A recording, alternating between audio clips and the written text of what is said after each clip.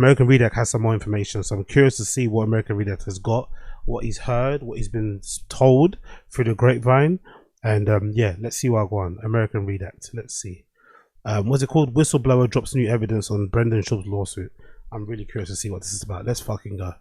Let's fucking go. Alright, so it looks like we've got a major development in the current lawsuit that Brendan Schaub is facing right now. Because just a few days ago, an official whistleblower entered the picture and dropped an atom bomb of information that further implicates Brendan Schaub in this alleged CBD fraud scheme. But before we get into that, I'd just like to add that according to Brady Bell, the one who filed the lawsuit, Brendan was actually just officially served with the lawsuit at his local Lefty's Pizza.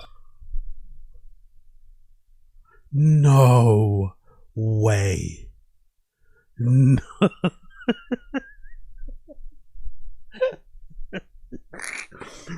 Oh my God.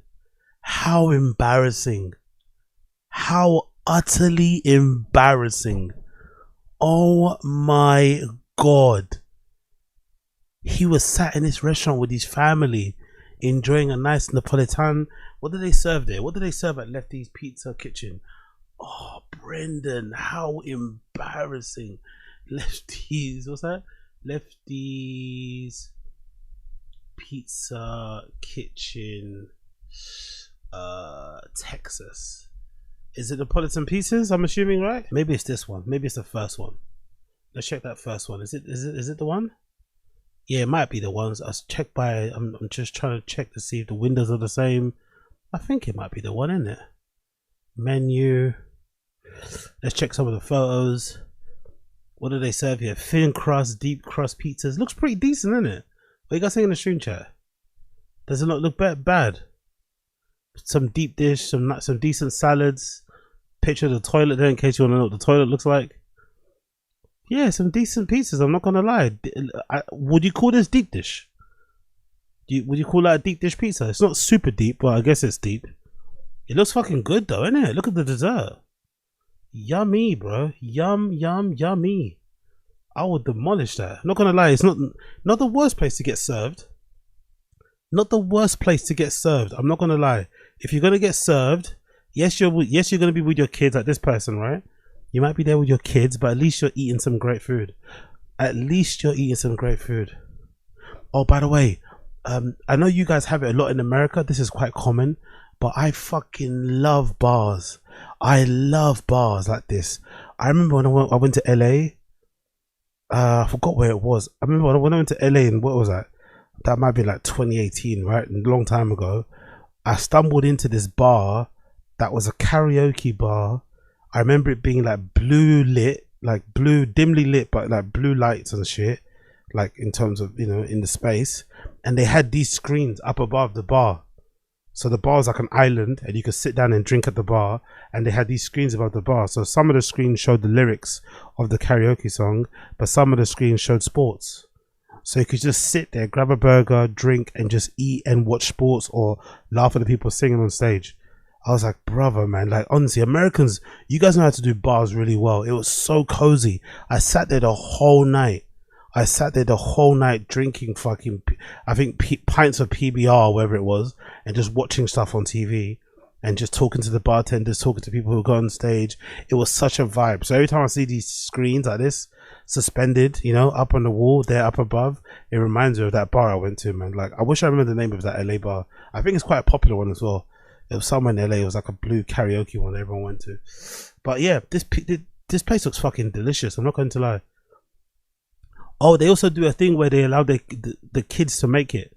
So it's got. So I'm assuming because it says kitchen, maybe they've got like an open kitchen where they allow kids to make pizzas and shit. Or if you want to learn how to make a pizza, or you can make your own pizza or something. I don't know, but that's a pretty cool little option there. I like how they bring it to your table, so it gets some air on the bottom and shit. Oh, this looks I'm not gonna lie, I could absolutely wax this right now. That, especially after my fucking workout, I could demolish this. I could demolish this right now. I can hear it cracking, you know. I'm such a fucking big fat back. I can hear the fucking bread cracking in my head. Anyway, so Brendan got served at Lefty's Pizza, right? Okay, let's get back to the video. Stop getting distracted, I can see. No, stop getting distracted. So on the 20th, you know what? I would like to go back and see what the podcast was straight after the 27th, which might explain some of his personality, his attitude, and if he was a bit pissy. I wonder what the podcast was, the first one on the 27th. Which is just hilarious to think about, since he was probably mid-bite with his tongue all the way out when he was served with the lawsuit. So before we dive into this whistleblower affidavit, I just wanted to give a huge thank you to Brady Bell for keeping me up to date with little tidbits of information. Oh, so Brady Bell's in touch with him. Big up Brady Bell. Brady Bell's in touch with American Redact. I love it. I fucking love it. I fucking love it. Like that, because without his emails I wouldn't be able to share bombshell developments like the one I'm about to share with you right now. So the official whistleblower in this case goes by the name of Jessica Ostenfeld. She's a former equity holder in Pure Spectrum CBD and was actively involved in the company's internal operations, making her very familiar with the people named in the lawsuit, including Brendan Schaub. I represent Pure Spectrum. You know exactly what you're gonna get. Who the fuck is Jessica? Really, dude? She also won a $2.6 million lawsuit against Pure Spectrum back in 2020, where the judge ruled in her favor after she produced internal documents, emails, and financial records proving company misconduct. So long story short, she is a very credible source. And so essentially, Pure Spectrum's been run like shit anyway. Brendan got such a sick opportunity, pissed off. So it sounds like Pure Spectrum was run like shit from day dot. Brendan still found a way to get involved. No, they still found a way to get Brendan and Schaub involved. They paid him a lot of money at that. Anybody else would just kept their head down. Anybody else that gets paid as much as Brendan got paid, and you know the company's a bit of a mess, but you've got one guy in the Brady Bell who's kind of like your dude, who wants to be your friend, he's trying to buy your friendship in a way, you want to hang around the Rogan, all that malarkey. Just keep your head down and keep collecting the checks. Because they've been fucking people over, it seems like, from the inception of the fucking company. But Brendan had to do way more. He had to make it way more complicated than what it was. God almighty. He's also been collecting evidence against the defendants named in the lawsuit for over 5 years. And so now she's signed her name on the dotted line in this whistleblower affidavit, certifying that she has emails, text messages, and Zoom recordings that outlined a plan to reduce Brady Bell's equity to 0% in a broader conspiracy orchestrated by none other than Brendan Schaub and his band of CBD goons. So she's got the evidence about that whole taking back his share thing. To be fair, that's one of the most twisted parts of the story of the lawsuit. The guy gets him involved and gives him a part of his equity. It wasn't even equity that was available. Brady Bell gave Brendan a part of his equity on top of the salary he was getting, base salary plus commission. So Brendan had essentially like 3 different revenue streams coming out of that company, right? Base salary, commission, and the fucking shares that he owned, that he had. They could obviously sell down the line if he wanted to. And Brendan then, as a thank you, stabs that guy in the back when his other, colleagues, board members decide to, enact a hostile takeover. Brendan's more than game to take part because they're going to pay him 100 grand to do so. So Brendan's loyalty, basically, there's a price on Brendan's loyalty if you want to know. If you want to know what the price of Brendan's loyalty is, it's $100,000. She also claims in this affidavit that she has direct knowledge that Brendan Schaub was offered $100,000 to falsely assert that he had 10% equity in the company a year after he and the company parted ways, which was also outlined in the initial. I still don't understand how you can sell a stake of a company you don't have. But I guess this also maybe partly explains why Nigerian scammers are so good at what they do. Because if you know what you're talking about and you time things right, you can slip in and make some money, even if you don't, even if you don't, deserve the money, you don't work for the company. Do you know what I mean? It doesn't make any sense. Like, how was Brendan able to even assert that he owned 10% when he didn't own the 10%? Or was it because Brady Bell gave him a 10% of his shares? So maybe technically it wouldn't come. I don't know. I really wonder how he got around doing that. Like, wouldn't Brady Bell just know? Wouldn't the other guys just know? How could he pretend? I don't really understand that. But maybe I'm a redact. Lawsuit. So this is a direct and official accusation of fraud against Brendan Schaub. She's claiming that he lied about his equity stake in Pure Spectrum, participated in a corporate conspiracy, and potentially committed wire fraud or conspiracy to commit fraud. So guys, even though nothing... So I'm assuming the wire fraud is him receiving the payment, most likely, right? That's what they mean by wire fraud. Him receiving the payment for taking part in the conspiracy to get Brady Bell out of the company is the wire fraud. Really happened yet, and it's still very early. Simply being named in a whistleblower document as someone who accepted a cash bribe to commit fraud is utterly devastating to Schaub's reputation, especially in the business world. Like, Brendan Schaub seems screwed at this point, and I think it's only a matter of time before the few Yeah, exactly. Big up the stream chat. Sorry, I'm ignoring you guys. People legit try to sell houses they don't own, like DJ Envy, so it's not that far-fetched. Yeah, exactly, Young Advice. That probably explains the scam. As soon as I said it, I think to myself, you know what? That's probably where the scam comes in. Big up 730. Why would saying you got 10% without paperwork ever work? Exactly, but it does work. It does fucking work, unfortunately.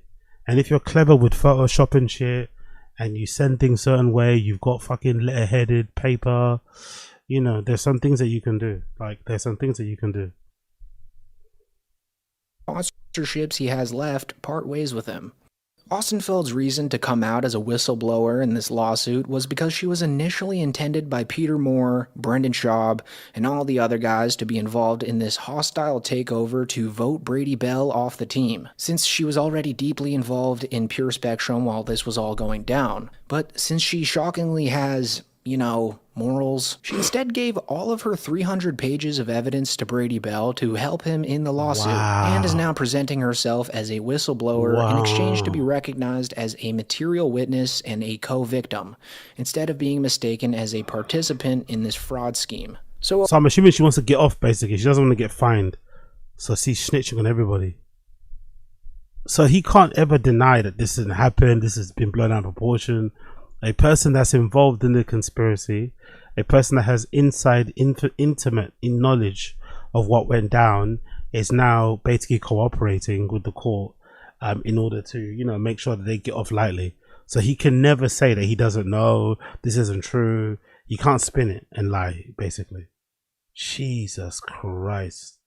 Some lady just snitched. Hilarious. overall, just some very nasty stuff that Brendan's being accused of here. And now that this whistleblower is coming out with this information, it's really... Yeah, but Chris Mack in the chat, maybe Purpose Phantom 10% would bring Baby Bear's ownership share below 51% necessary to maintain majority control. Yeah, true. Big up Black American, you can't. They filed fraudulent Doxby, probably fudge dates, maybe B as well. Maybe Brady Bell was slow to file docs on his own, so there was a gap. But that's why you should do due diligence before signing anything. Exactly. Not looking good for Mr. Schaub right now. I mean, this is a massive development in Brendan Schaub's lawsuit. Because ironically enough, after Austenfeld's... Bro, how... Maybe I'm being dramatic here, but how much more professional, well lit, does this old studio now look compared to the fucking garage shelter thing? Now that they've moved to Austin and in that shitty studio, how much better does this look compared to that? And this wasn't that great. And I think this is the episode where there was no power in the studio too. But how much better does this look? You know, resolution wise, production wise, set design wise, compared to the fucking little garage they got now. It's fucking hilarious. You never know what you have until it's gone. You never know what you have until it's gone. Evidence is processed. Brendan Schaub will probably have over 300 pages of evidence against him that implicate him in some serious ass offenses. Oh, how the tables have turned. And might I remind you that he could actually face prison time for what he's being accused of if he's found to be guilty, particularly wire fraud and IRS fraud. Can you be found guilty if it's a civil lawsuit though? Aren't civil cases about money? How can a civil case turn to a criminal case? Is that possible? Please educate me in the stream chat if that's the case. I didn't know that's possible. which are indeed federal crimes that carry significant prison sentences if criminal charges are later brought, with wire fraud carrying up to 20 years in federal prison per count, especially when large sums of money and interstate commerce are involved. And then IRS fraud, including knowingly submitted falsified K-1 forms, which Schaub was accused of in the initial lawsuit, is punishable by up to 3 years per offense under federal tax law. Yeah, big up Chris Mack. Yes, evidence into civil case can for sure be previewed by prosecutors, then used to charge him criminally. You can still be found guilty in civil case. We got Tim Okazi, federal crimes. We got Daniel Clement, Wagwan G. I think wire fraud is a big boy crime. Fuck. Wire fraud is against the United States. Yes, a civil case can switch and they can press charges. No, the civil case can snitch and they can press. Okay, cool. I think the judge could inform the DA if the IRS catches on and wants their money. Why do I think he's still gonna get away with this though? He's failed upwards the majority of his career. He has no business. Like I remember actually fucking big up Young Old Vibes. Young Old Vibes was commented on a video I did, actually weirdly enough covering the same sort of shit that I covered recently about Brendan and stuff. And a lot of predictions I said at that time were kind of spot on. But one thing I remember listening to that clip again was I mentioned something about him failing upwards, and I think I mentioned something like, it's funny that he said that insult to Dana White about, if you didn't meet the Fertitta brothers, you would be holding mitts in a kickboxing gym or something. And it got me thinking, it's like, no, like Brendan's actually projecting there, because he would definitely be the same guy if he didn't meet Rogan and Brian Callen. But, you know, like he did meet them, you know? Like he did meet them, and despite all his indeficiencies, despite all his shortcomings, despite his horrible personality, attitude, behavior, all this stuff, he's always been able to fail upwards. So there's just a little part of me that just thinks, especially now, and I always say this to you guys, but especially having been exposed to like locals, you know, like the Dark Side Films of the world, the fucking Wings of Redemptions of the world, the Boogie 298s of the world, like these horrible people, like pure, utter, irredeemable scumbags, right? Who have pretty decent careers on the internet. Some even World of T-shirts, right? Look even fucking Joshua Block. He's a little bit of a piece of shit as well. Like when he's talking normally, like he's got some piece of shit personality traits at some points. But these people do pretty well on the internet. So there's something about the internet that rewards piece of shit people, despite, you know, maybe in the real world it not being a thing. I think if Brendan wasn't on the internet, he wouldn't be, you know, where he is now. But when you are on the internet, when you do make content, I don't know what it is about that personality trait, what it is about that person, people just can't seem to get enough of it, and they just seem to have the luck of the world all over them. And I just feel like Brendan will still end up getting away with this. Powerful bunch. Big ups, overseas. Chin gonna do hard fed time for Big Bro Boppa. Yeah, exactly. For Big Bro Boppa was hilarious. Oh, by the way, if this transpires, my opinion about Chin has changed as well. I don't feel any sympathy, any empathy whatsoever. Sympathy, more importantly, sympathy. Zero. You hitch your wagon along with this guy. You're going down with the ship. This is what it is. Like, you can't run now. I don't want to see Chin bail now. You know exactly what you got involved with. You've seen all the documentaries. You watch all the podcast screen videos. We've seen your fucking page, right? There's that clip on the fucking Fighting the Kid Reddit of Chin pulling up a YouTube, and you can definitely see he's got your podcast screen recommended on the right hand side of his YouTube. So we know Chin sees the stuff, he reads the stuff, he reads the comments, he's on the Reddit, he's seen the videos. So the fact that he's in business with Brendan still, that's his own fault. And if it ends up costing him everything, oh well, you know, people lose their jobs every day, B. And then lastly, and certainly the worst, the count of theft in Florida involving amounts more than or equal to $100,000 may also rise to a first-degree felony, which can carry a sentence of up to 30 years in state prison if prosecuted criminally. And remember, I'm not really a beast of a lawyer at all, but I believe the worst case scenario for Brendan Schaub is spending over 50 years in federal prison. I mean, you really can't make this stuff up. And so according to Brady Bell's email chain with me, the evidence that this whistleblower is bringing to court is so damning that they're not going to make it public information until trial, which tells us that the 44 pages of evidence against Schaub, including the emails, documents, and text messages, are just the tip of the iceberg in this coffin-shaped lawsuit that's being formed around Brendan Schaub right now. Jesus Christ. Holy shit. Holy shit. And just imagine, people, right? Just imagine. This is at the beginning of his career. Just imagine the amount of scams he did after, because he probably felt like he got away with it. This happened at the beginning of his career. This happened during You'd Surprised era, where he was probably making the most money, I reckon, at that time. If I had to pocket watch, I'd reckon Brendan around that time was probably making the most money. Maybe not, maybe, yeah, even just to inflation, regardless, just monetary value wise or figure, he definitely was making the most. So you'd think, the reason why I say that is that in my brain, maybe because I'm being sensible, but if I was going to scam, the scam would happen like later, like either in the middle of my career or towards the end. It wouldn't happen in the beginning because you just started, innit? You want to make as much money as possible, so you're accepting everything. You're saying yes to every sponsor, every advertiser. You're trying to do your best to fulfill, you know, your duties as a fucking influencer or whatever partner, and you're banking the money. Hopefully you make a good impression, then go into the next one.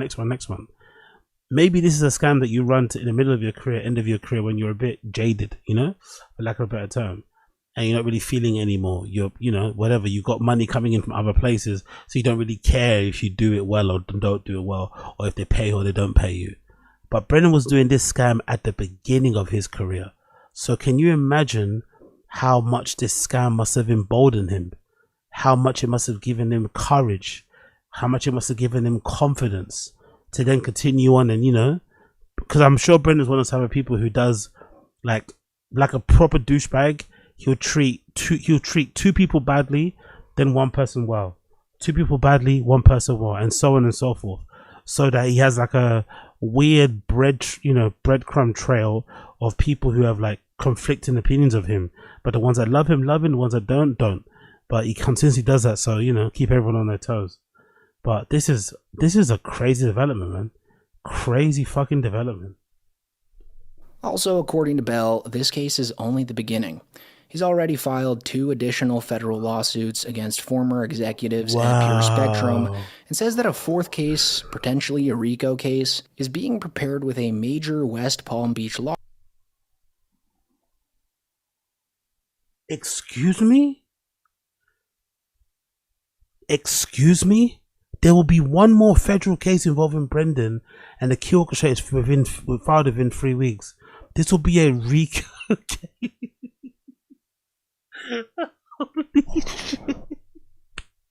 Holy shit. Holy shit. Brendan's gonna catch a Rico.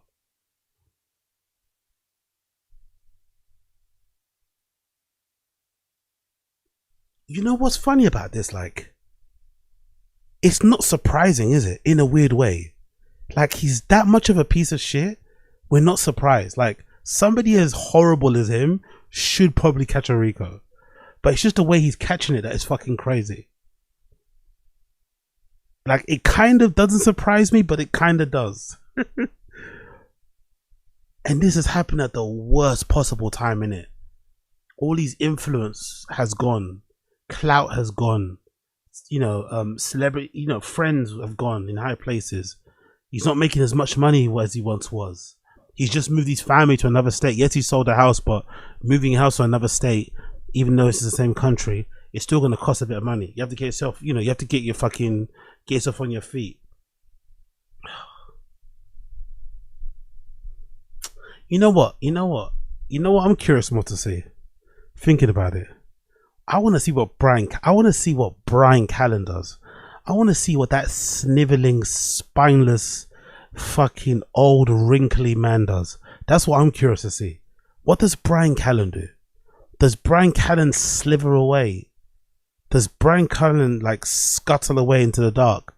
I just start throwing Brendan under the bus. We were never really friends. We didn't really hang out with each other. I never even been to his house. I don't even know his kid's name. We start doing all that shit the same thing he did to Crystalia, or will he hold him down? I'm curious to see what Brian does. If this actually goes through, I'm curious to see what that fucking spineless cunt Brian does. Because the way he did powerful Crystalia, bunch. pick up a disease. Your Honor, the prosecution will call to the stand key witnesses, Bobby Lee and young man who goes by Keto George. Keto George is subpoenaed. Keto George is subpoenaed and told to fucking, give evidence. And the whole time he's in the docket, he just sat there like this.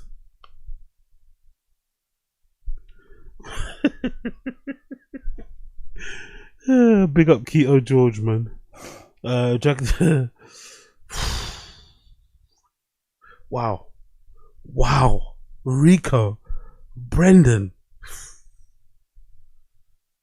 Law firm. That case, expected to be filed within the next 3 weeks, could further implicate Schaub and others in what Bell alleges is a long-running scheme of corporate theft, fraud, and money laundering. So yeah, it's almost like Brendan Schaub's facing the weight of the world right now, and he somehow thinks that nobody knows about it, I guess. I feel like making a public statement would help his case here, but he and his team of monster lawyers just go, I guess. The only lawsuit... Look at that fucking frame. Look at, honestly, that's what he wanted, man. That's what he wanted. That's what he wanted in his life. He wanted to be seen as that, innit? Look at that. Podcaster slash actor slash comedian slash former collegiate football player slash retired MMA fighter. That's what he always wanted, right?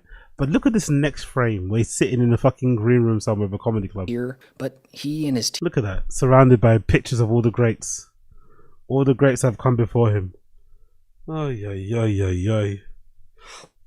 Honestly, that arc, I want it to come back, man. Doesn't it feel like a long time ago now? Doesn't it feel like a lifetime ago that Brendan was a stand-up comedian? Or am I the only one? Doesn't it feel like a lifetime ago that Brendan was a stand-up comedian? Like, I want him back on the stage so badly. Maybe if he catches a Rico, maybe he will go back on stage because he'll need money for lawyer fees and shit. And maybe Papa Schaub will finally turn off the tap. But I would love it. I would love it if he gave stand-up comedy another go. I would love to hear what he has to say on stage again. Honestly, I want it so bad, man. I want it so bad. Team of monster lawyers just go, I guess. The only lawsuit reaction we have of Brendan Schaub is when he closely examined a Podcast Cringe Bites video that came up in his producer's recommendations, which is hilarious because it was probably right around the time he was served with the lawsuit at Lefty's Pizza. The pilot survived. Yeah, I don't fuck with any of that, man. That guy looks like he survived it. Yes. He looks like he's still scared. Look at his eyes. Yeah. Let me see what he says. You can tell he just went through hell. Look at his eyes. I don't think he says he's not doing well.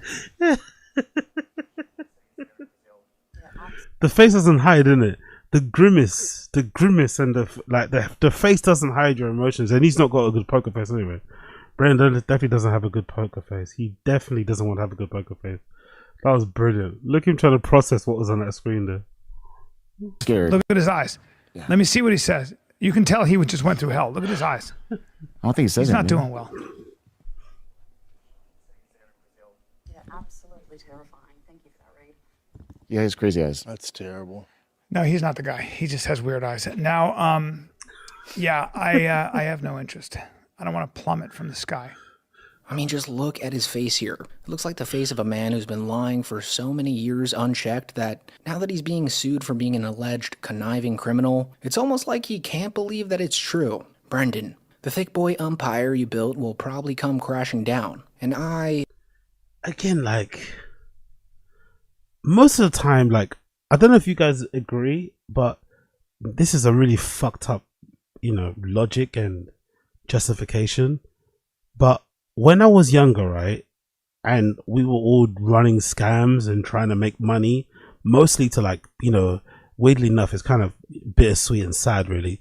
Mostly to have enough money to put electric on the key, to charge the gas card, to be able to buy our mum some groceries. Back in the day, right, we all grew up in these fucking shitty fucking London ends, right, slums, these fucking horrible places in these council houses, right, with not much money. So we all start fucking. I don't know when that was, what year that was, but it was a time when I think when everyone was trying to do like credit card scams and shit, right?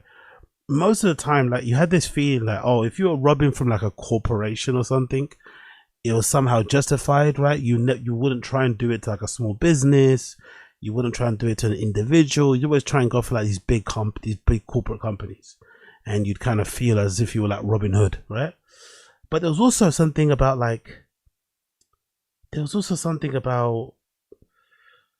the idea of like all the scams only would work if you were really broke, like if you really needed it. But if you had money, it wouldn't work, and you're just being greedy, and that's when you get caught. That was sort of like the mindset I remember having at the time, because I also wasn't someone that was super lucky. I kind of only did like a couple good successful ones, right? But I remember that being the case, and I wonder if this is like one of those another examples of like Brendan had no reason to be scamming those guys, especially the Brady Bell guy. Brendan had no reason to do Brady Bell dirty the way he did. He just did him dirty because he thought he could get away with it, and now he's paying the ultimate price, you know?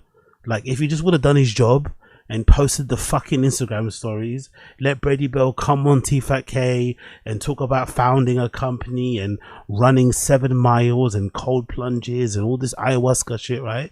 If he just would have let that founder come on and do his fucking version of Rogan, right? Or just be his friend for a little bit, whatever, fucking hell, man. Just placate the guy, you know, pat him on the head a little bit. I don't know, make him feel good. He's paying you 370 grand.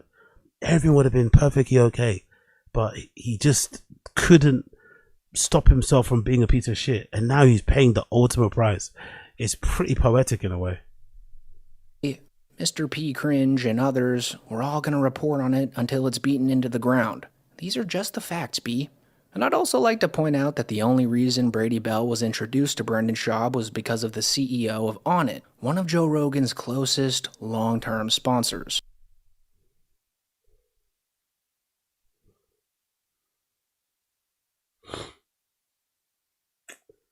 Again, I don't get these people. Because how is Aubrey Marcus still friends with Brendan?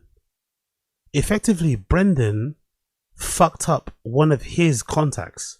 He burned one of his bridges. Brady Bell is Aubrey Marcus's friend. Aubrey Marcus is one of Rogan's close friends. They started on it together. Aubrey Marcus helps out Brendan and introduce him to fucking, what's his face? Brady Bell. Brendan ends up fucking over Brady Bell. How can Aubrey still be friends with Brendan? Like, you know what I mean? Like, I never understand. This is the thing I don't get with these guys. Like, what is it with them? What is it? Is it like a thing of like they're trying to make sure they don't fall out of each other online to not give trolls ammunition? Are they all pieces of shit anyway? Maybe they're all in the scam. Maybe they're all in the scam.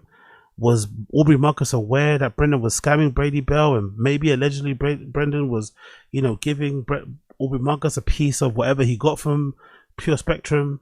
I just don't understand it, because if this is the normal world, if this was real life, if this is something that you were involved in, dear listener, dear viewer, you would most likely fall out with that person who you introduced to a business associate of yours and they fucked it over. It would probably fuck up your relationship with that person. You probably won't see them the same. But Brendan speaks about Aubrey Marcus all the time. He's mentioned meeting him up a few. I don't know if he's lying. Maybe he's lying. I don't know. But Brendan's mentioned meeting Aubrey Marcus in the last few years. He's hung out with Rogan in the last few years. He's been on Rogan the last few times. Like, and they don't ever seem to get cut off. So now that Schaub allegedly stabbed this guy in the back, I don't think Papa Toe's going to be too happy about it. And I can only assume that Joe Rogan's being filled in by his legal team or close friends, and as a result is staying very far away from this ticking time bomb. I'm also going to assume that Rogan's... That's a good point, though. That is a good point. Like, does this explain why Rogan is not speaking about Brendan to Brendan? Does it also explain why when Rogan's name was brought up, Brendan said that little quip about, you know, why are you going to use a cold plunge?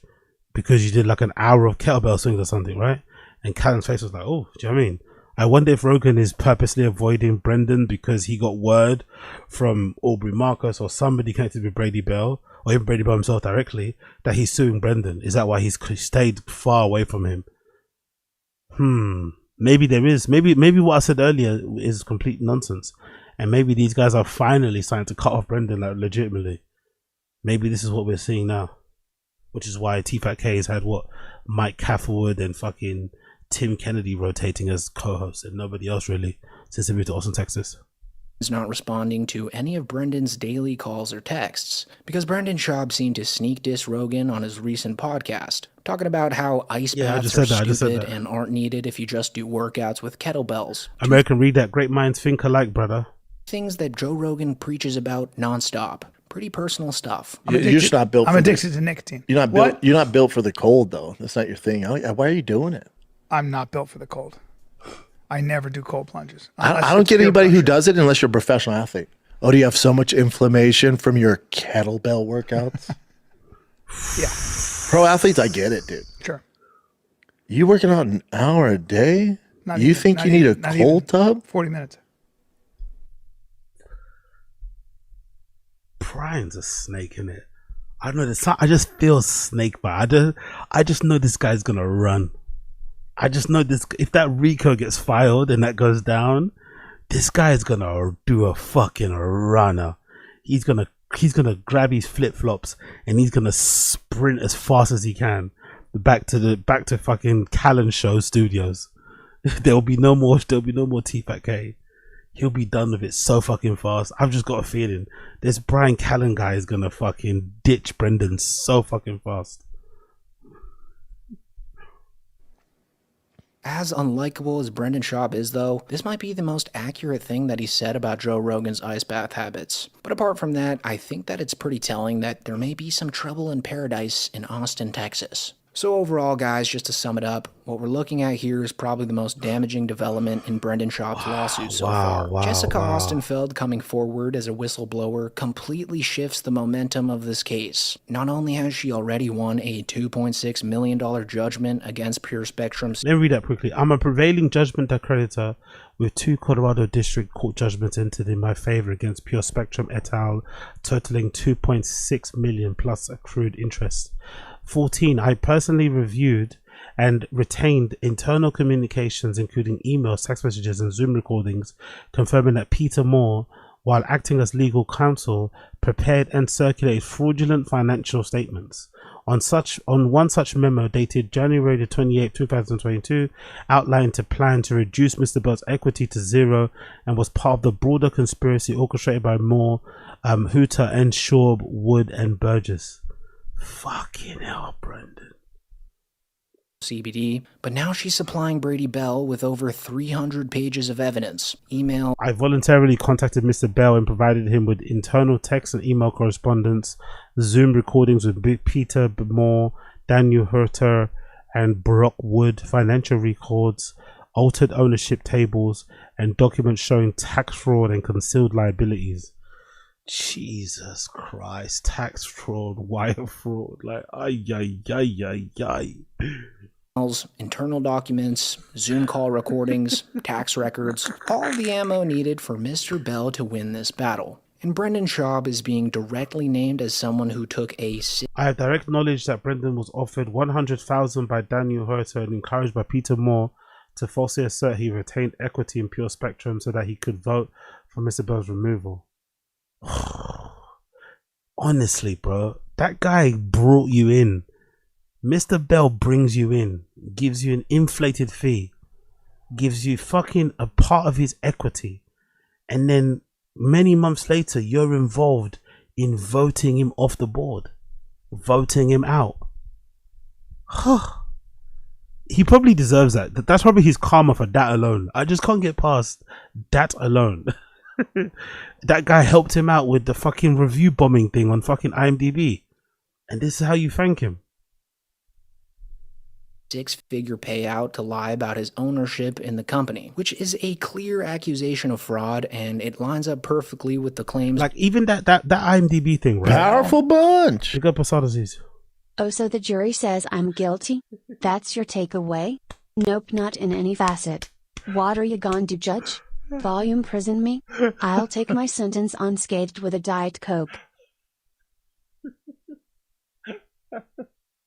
That's so good. That's so good. That's so good. That was so good. Honestly, that was so good. Honestly, one more time. I hope it plays again. One more time. Big up Asad Aziz. That was so fucking good. Powerful What are you bunch. gonna do, Judge? Oh, so the jury says I'm guilty? That's your takeaway? Nope, not in any facet. What are you gonna do, Judge? Volume prison me? I'll take my sentence unscathed with a Diet Coke. Unscathed with a Diet Coke. Oh, big up Asad Aziz, you're a legend.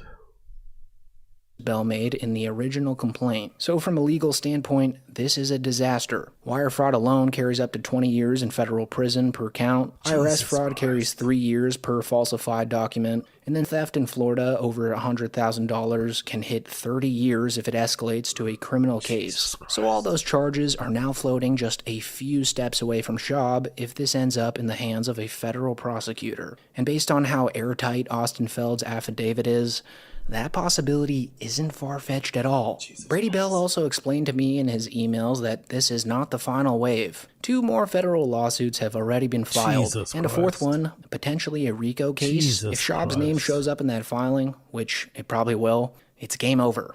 And what makes it even worse is the Rogan connection. You think Joe Rogan's not hearing about all this behind the scenes? You think he's picking up on Brendan's calls right now? No. So yeah, Brendan Schaub is circling around the drain. And as the days pass, it's becoming pretty obvious why he chose to hang around these low-level, canceled comedians, who were accused of forcing themselves on women and overall being extremely creepy during their careers. It's because Brendan himself is likely a criminal who is on the exact same level as these guys. You are who you hang out with, right? Make sure to subscribe if you want to stay up. Truly fascinating, man. Truly, like... Okay, so I didn't finish the point about the scams, right? Like, in terms of... I think I did. Did I finish the point? I think I said, right, about... If you scam, you're usually meant to scam when you're down bad. Like, you're not meant to do it because it's bad anyway, but if you're going to run a scam, you run it because you're down bad to get yourself in a certain position, and once you get in that position, you go legit. That was usually the goal. I've never really heard of somebody like a Brendan who gets, like, handed everything on a silver platter, who probably, but that's the thing I'm just thinking about now. I think the issue with Brendan has always had, he has an incredible, like, sense, like, he's really egotistical. Like, he really thinks way more of himself than what he actually is. So I think the success that he got in his career was more so a validation of how he sees himself, and not just this crazy, random, oh my God, one of a lifetime opportunity, I'm going to make the most of it. I don't think he ever thought of it that way. I think he thought of his success as like, yeah, I always knew I'd be a big deal. I always knew I'd be a celebrity. I always knew I'd be up there. Oh, I mean, he kind of always thought of himself like that. And then as soon as he met Rogan and Brian Callen, it kind of, you know, solidified that and kind of confirmed his, you know, deepest, darkest hopes for himself. And that's probably why he's the way he is. Because I think a regular person who was Brendan, who kind of knew they were a bit stupid, who kind of knew they weren't the smartest person in the room, who kind of knew they weren't the sharpest tool in the toolbox, who kind of knew their career prospects were quite limited. If you ended up kind of befriending Rogan and Callen, you'd be over the moon. You know what I mean? The timing of it, when podcasts weren't as, you know, commonplace as they are now, you'd be really grateful and you'd make the most of it. Like, you'd go crazy hard, knowing that it could end, but you're going to cash out as much as you can. And then obviously when it ends, you know, you kind of pivot to another thing. But Brendan never really thought of that way. He probably thought the good times are going to last forever, as per that speech that he said on that one interview about the Rat Pack, right? I don't think Brendan ever thought the good times are ever going to stop in LA. I think he thought they were going to continue forever. But deep down, fundamentally at his core, he believed that he was that guy. You know, he was him. So, yeah, I guess he acted accordingly. He probably in his head thought, yeah, big dogs don't fulfill obligations of a sponsor. Big dogs don't do that. Big dogs just take the money and ask questions later, take the money and apologize later. And in the end, they end up kicking him in the ass, biting him in the ass per se. Wow, that is fucking crazy, man. That is fucking crazy. I legitimately can't believe that. Honestly, I'm taken aback. I'm lost for words. What you guys saying in the stream chat about this? Let me quickly flick through it. Apologies, I've been missing some of your stream chats here. Big up God's favorite. I never met the man. I think I might have seen him in passing at the comedy store once. Calling about Brendan. Yeah, exactly. A Rico lawsuit is different from a Rico criminal case. Big up Chris Mack. This is why Rogan doesn't fuck with him. Big up, who's that? Noodles. Imagine Chin starting a GoFundMe for legal fees. It's hilarious. Treble damages, says Chris Mack. A successful civil RICO claim often results in the plaintiff being awarded 3 times the actual damages suffered, making it a powerful tool for those harmed. Those are pre-PS. Big up God's favorite. Josie Trugwalk was what, 2022? Yep, maybe that explains his mindset. His comedy is criminal itself. Chris Mack, they actually come after Bappa criminally. He might just go to Chris Benoit family annihilation. Hey. Come on, Chris, mate. Don't say that. That's too dark. Don't say that, bro. Don't say that. Don't say that. But if we had to entertain that idea for a moment, I don't think Brendan has it in him. He doesn't have the minerals. He doesn't have the balls to do that. Brendan doesn't have the balls to Chris Benoit's family. He doesn't have what it takes. No way. He couldn't do it. You right, Brian, look at them eyes. What is he going through exactly? Fold them, Papa, fold them. I feel bad for Papa. I hope he doesn't go broke. Hopefully he gets back into stand-up to help the funds, our entertainment. Exactly.